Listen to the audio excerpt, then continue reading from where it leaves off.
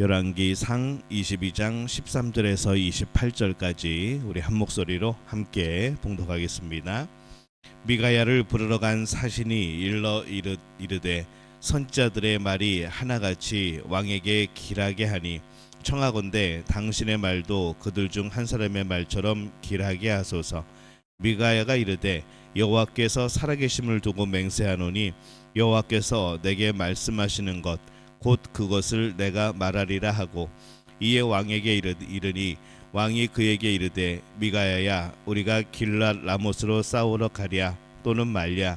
그가 왕께 이르되 올라가서 승리를 얻으소서. 여호와께서 그 성읍을 왕의 손에 넘기시리이다. 왕이 그에게 이르되 내가 몇 번이나 내게 맹세하게 하여야 내가 여호와의 이름으로 진실한 것으로만 내게 말하겠느냐. 그가 이르되 내가 보니 온 이스라엘이 목자 없는 양같이 산에 흩어졌는데 여호와의 말씀이 이 무리에게 주인이 없으니 각각 평안히 자기의 집으로 돌아갈 것이니라 하셨나이다. 이스라엘의 왕이 여호사밧 왕에게 이르되 저 사람이 내게 대하여 길한 것을 예언하지 아니하고 흉한 것을 예언하겠다고 당신에게 말씀하지 아니하였나이까. 미가야가 이르되 그런즉 왕은 여호와의 말씀을 들으소서. 내가 보니 여호와께서 그의 보좌에 앉으셨고 하늘의 만군이 그의 좌우편에 모시고 서 있는데 여호와께서 말씀하시기를 누가 아합을 꾀어 그를 길랏 라못에 올라가서 죽게 할꼬 하시니 하나는 이렇게 하겠다 하고 또 하나는 저렇게 하겠다 하였는데 한 영이 나와 여호와 앞에 서서 말하되 내가 그를 꾀겠나이다. 여호와께서 그에게 이르시되 어떻게 하겠느냐. 이르되 내가 나가서 거짓말하는 영이 되어 그의 모든 선지자들의 입에 있겠나이다. 여호와께서 이르시되 너는 꾀겠고 또 이루리라. 나가서 그리하라 하셨은즉 이제 여호와께서 거짓말하는 영의 왕이 모든 선지자의 입에 넣으셨고 또 여호와께서 왕에 대하여 화를 말씀하셨나이다. 그나아나의 아들 시드기야가 가까이 와서 미가야의 뺨을 쥐며 이르되 여호와의 영이 나를 떠나 어디로 가서 내게로 말씀하시더냐. 미가야가 이르되 내가 골방에 들어가서 숨는 그날에 보리라. 이스라엘의 왕이 이르되 미가야를 잡아 성주 아몬과 왕자 요아스에게로 끌고 돌아가서 말하기를 왕의 말씀이 이 놈을 옥에 가두고 내가 평안히 돌아올 때까지 고생의 떡과 고생의 물을 먹이라 하였다 하라. 미가야가 이르되 왕이 참으로 평안히 돌아오시게 될진데 여호와께서 나를 통하여 말씀하지 아니하셨으리이다. 또 이르되 너희 백성들아 다 들을지어다 하니라. 아멘. 할렐루야. 하나님의 은혜가 오늘 새벽에 하루의 첫 시간을 주 앞에 드리는 우리 믿음의 가족들에게 함께 하시기를 예수님의 이름으로 축원합니다. 오늘 말씀은 이 아합이 하나님의 뜻에 무관심한 그런 모습을 담고 있습니다. 이 아합이 보낸 사신이 미가야 선지자를 만납니다. 아합이 보낸 사신은 선지자를 만나서 하나님의 뜻을 전하지 말고 왕의 뜻에, 그러니까 왕이 듣고 싶은 말을 전하라 라고 말을 합니다. 이것은 아합이 보낸 신하의 말이지만 또한 아합의 뜻이기도 한 거죠. 지금 아합은 전쟁을 하고 싶은 겁니다. 그는 유다의 여호사밧 왕 때문에 하나님의 뜻을 묻고 있는 것이지 이 하나님의 뜻이 궁금한 것은 아닌 거죠. 14절에 보면은 미가야가 이르되 여호와께서 살아계심을 두고 맹세하노니 여호와께서 내게 말씀하시는 것 곧 그것을 내가 말하리라 하고, 선지자가 하나님의 말씀을 전하지 않고 다른 것을 전하는 것은 참 큰 죄입니다.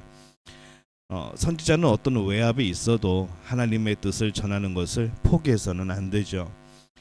이 미가야 선지자는 하나님의 말씀을 선포합니다.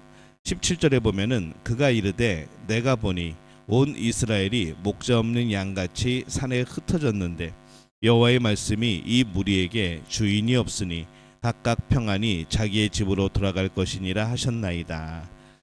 이것은 북이스라엘의 왕인 아합이 전쟁터에서 죽게 될 것이라는 그런 말씀이죠.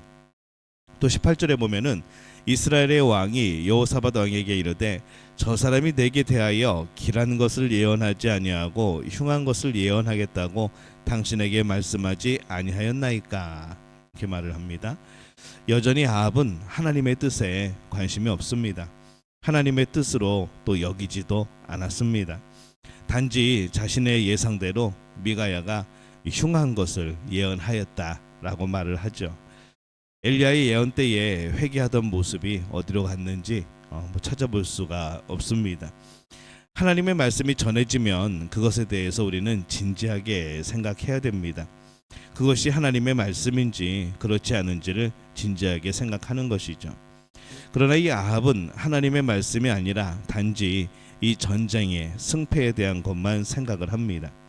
자신이 원하지 않는 것을 예언하자 그것을 개인의 성향으로 치부를 해버렸던 거죠. 그래서 그는 하나님의 말씀을 듣는 일에 실패해버립니다. 오늘날 우리들은 하나님의 뜻을 따라 살아가야 합니다. 우리의 모든 삶이 하나님의 뜻에 따라 살 수 있고 또 때로는 그 반대로 살아갈 수도 있죠. 하나님의 뜻대로 살고자 한다면 하나님의 뜻에 관심을 가져야 됩니다. 하나님의 말씀이 들려질 때 그것에 진지해야 합니다. 그래야 여러 가지 혼돈 속에서 하나님의 말씀을 더 잘 들을 수 있고 또 그 말씀에 순종할 수가 있게 되는 것이죠. 이 세상은 하나님의 뜻을 따라 산 만큼 그만큼 복이 되어집니다. 어떤 것이든지 하나님의 뜻에 상관없이 살았다고 한다면 그 삶은 그렇게 복된 삶이 되지 못한 것이죠. 하나님의 뜻에 무관심한 삶은 결코 가치 있는 삶이 또 하나님이 기억하시는 삶이 될 수가 없습니다. 이 미가야 선지자는 하나님의 뜻에 대해서 더 설명을 합니다. 아합 선지자는 지금 거짓 선지자들의 예언을 듣고 미가야 선지자를 통해서 전해지는 하나님의 뜻에 대해서는 관심이 없는 상황입니다. 그래서 그러한 거짓 예언에 대해서 설명을 하죠. 19절과 23절에 보면은 미가야가 이르되 그런즉 왕은 여호와의 말씀을 들으소서. 내가 보니 여호와께서 그의 보좌에 앉으셨고 하늘의 만군이 그의 좌우편에 모시고 서 있는데 이제 여호와께서 거짓말하는 영을 왕의 이 모든 선지자의 입에 넣으셨고 또 여호와께서 왕에 대하여 화를 말씀하셨나이다. 이렇게 기록을 합니다. 이 거짓말하는 선지자는 거짓 영의 지배를 받고 있다라고 말씀을 합니다. 이 하나님은 사람에게 결코 거짓말을 시키시는 분은 아니죠.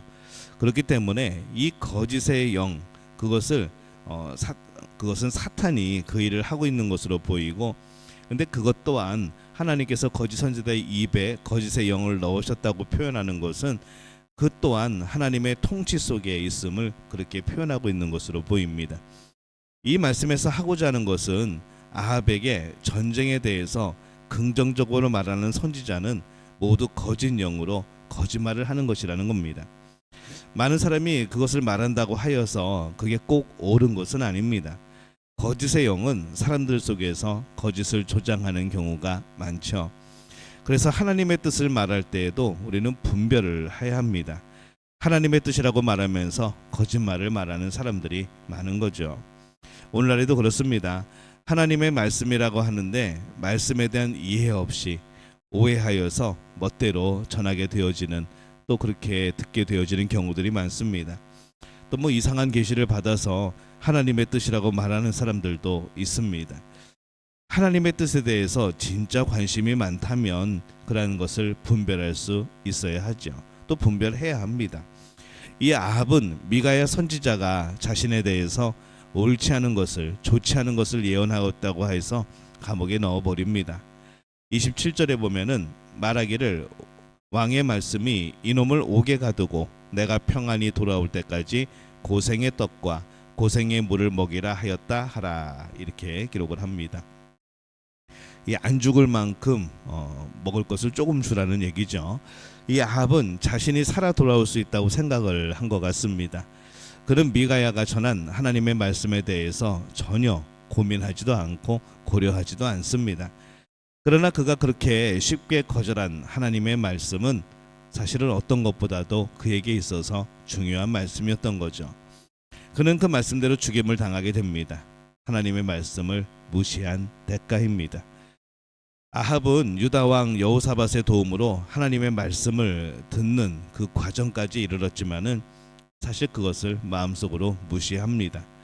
사실 처음부터 하나님의 뜻에 무관심하였기 때문인 거죠. 그가 하나님의 뜻을 조금이라도 경외하는 마음이 있었다면은 미가의 선지자를 통해서 들려진 말씀에 대해서 아마 생각을 해보았을 겁니다. 근데 그는 그 선지자의 말을 무시합니다. 무시하였기 때문에 결국 죽임을 당하게 되어지죠.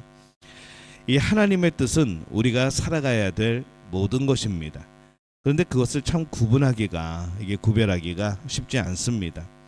그래서 우리가 하나님의 뜻을 잘 구별하기 위해서는 이 하나님의 말씀에 관심을 가져야 됩니다. 하나님과 하나님의 뜻에 대한 경외하는 마음이 있어야 하는 것이죠. 그래야 하나님의 뜻을 더 듣게 되고 더 구분할 수 있게 되어집니다. 우리의 모든 말씀은 성경 안에서 이루어지고 또 해결되어집니다. 그래서 우리가 성경을 알고 하나님의 말씀 가운데 진정 이것이 하나님의 뜻인지 구별하게 되는 그런 오랜 고민과 그런 모습들이 필요한 것이죠. 또 늘 성령의 도우심을 구해야 합니다. 성령께서 하나님의 뜻을 잘 분별할 수 있도록 해달라는 그런 기도가 우리에게 필요합니다. 그래서 우리 믿음의 가족들은 하나님의 뜻에 대하여서 중히 여기는 귀하게 여기는 그런 삶이 되어지시기를 바랍니다. 또 성령께 늘 기도함으로 하나님의 뜻의 분별을 도와달라, 또 그렇게 우리가 기도해야 하는 것이죠. 우리 믿음의 가족들이 그런 삶을 통하여서 하나님 뜻에 날마다 한 걸음 더 다가가고 하나님 뜻에 순종하게 되어지는 그런 복된 삶이 되시기를 예수님의 이름으로 축원합니다. 기도하겠습니다. 하나님, 은혜와 사랑에 감사합니다. 하나님의 뜻을 날마다 사모하게 하여 주옵소서. 하나님의 뜻을 따르기 위하여, 순종하기 위하여 분별하며 구별하게 하여 주옵소서. 우리의 연약함을 아시오매 주의 성령께서 하나님의 뜻에 대한 바른 이해와 또 바른 해석과 또 바른 것을 분별할 수 있는 능력을 더하여 주시옵소서. 예수님의 이름으로 기도합니다. 아멘.